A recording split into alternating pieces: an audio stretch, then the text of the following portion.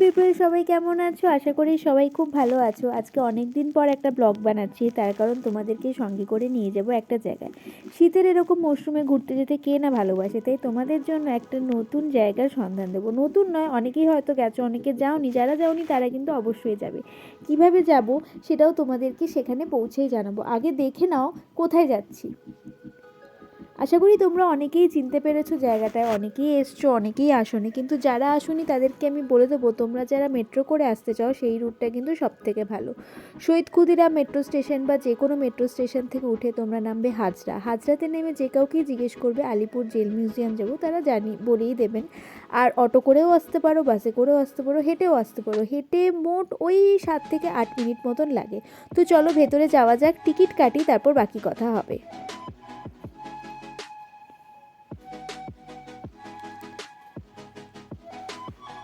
তো ভেতরে চলে এসেছি, এখানে টিকিট কাউন্টার রয়েছে। টিকিটটা কাটবো, কারণ এইখান থেকে একেবারে লাইট অ্যান্ড সাউন্ডের টিকিটটাও কেটে নিতে হবে। লাইট অ্যান্ড সাউন্ডের প্রোগ্রামটা হবে ঠিক সন্ধে 6টার সময়, কিন্তু তোমরা কিন্তু কোনোভাবেই দুটো আলাদাভাবে কাটবে বা পরে কাটবে এটা ভাববে না, একসাথেই কেটে নেবে, নাহলে তোমাদের অল দ্য ওয়ে আবার ব্যাক করে আসতে হবে টিকিট কাটার জন্য। তো চলো এবার ভেতরে ঢোকা যাক।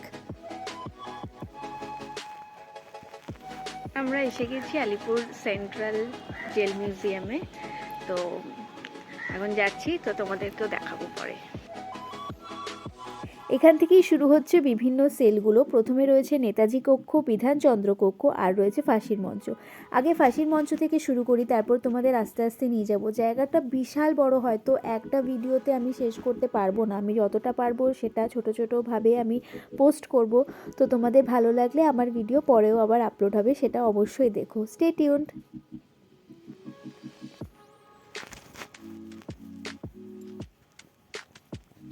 এই যে ছোট ছোট সেলগুলো তোমরা দেখছো, এখানেই রাখা হতো বিপ্লবীদের। ফাঁসির মঞ্চে যখন তাদের নিয়ে যাওয়া হয়, ঠিক তার আগের দিন এইখানেই তাদের রাখা হতো। এখানেই রয়েছে দীনেশ গুপ্তরও সেল।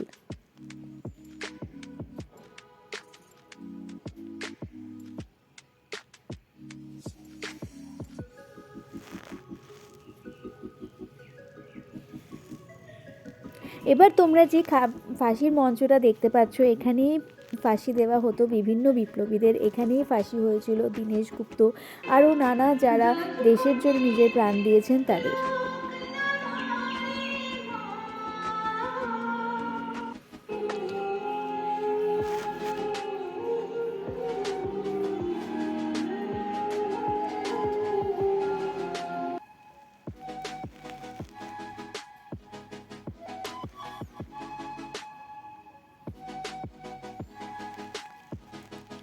এবার আমরা ঢুকছি নেতাজি কক্ষ আর বিধানচন্দ্র রায় কক্ষে। এটা একটা দোতলা বিল্ডিংয়ের মতন। নিচেও রয়েছে বিভিন্ন সেল, আর ওপরে রয়েছে নেতাজি কক্ষ আর বিধানচন্দ্র রায়ের কক্ষ।